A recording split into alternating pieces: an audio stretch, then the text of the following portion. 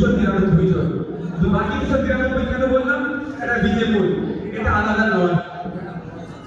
দিনের বেলায় আলাদা দেখছেন, সন্ধ্যার পর থেকে এরা আলাদা নয়, এটা এক টেবিলে বসে। এই বিজেপুরকে দিতে হবে, তার বিরুদ্ধে ভোট দিতে হবে। বিজেপির বিরুদ্ধে ভোট দিয়ে কি করতে হবে?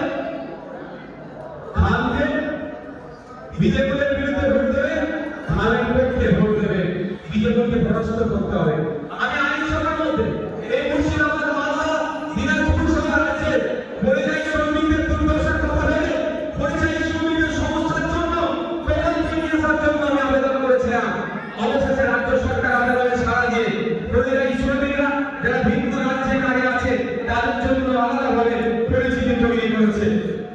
তাই বন্ধুরা, আপনাদের বলবো, আমি রাজ্য সরকারের কাছে প্রস্তাব রেখেছিলাম যে আপনার আমি স্ট্যান্ডিং কমিটির আলোচনার মাধ্যমে প্রস্তাব রেখেছিলাম যে আমাদের রাজ্যের ইন্ডাস্ট্রি নয়, অর্থনৈতিকভাবে দেখি আমরা স্বাচ্ছন্দ্যভাবে না, অর্থনৈতিকভাবে আমরা পিছিয়ে আছি। আমাদের শ্রমিকরা ভিন্ন রাজ্যে কাজে যাচ্ছে, অনেক সময় লাশ হয়ে বাড়ি ফিরছে। আমাদেরকে বিকল্পের ভাবতে হবে, বিকল্প চিন্তা ভাবনা করতে হবে। সেই বিকল্প চিন্তা ভাবনা কি আছে আমরা রাজ্য সরকারকে দিয়েছিলাম, কিন্তু রাজ্য সরকার চাইছে না। মালদা, মুর্শিদাবাদের লোকজন, দিনাজপুরের লোকজন তার পরিবার পরিজনকে নিয়ে পশ্চিমবাংলায় কাজ করে সুখে স্বাচ্ছন্দ্যে তার পরিবারকে নিয়ে থাকুক, সেটা রাজ্য সরকার চাইছে না।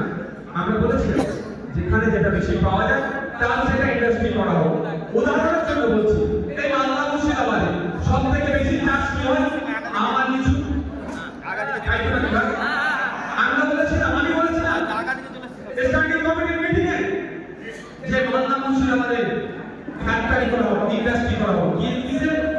জ্যাম জেলি তৈরি করা, মাজা মদ খাই না, প্রাণ খাই না, বিভিন্ন কোম্পানি ওই যে জুসটা খাচ্ছি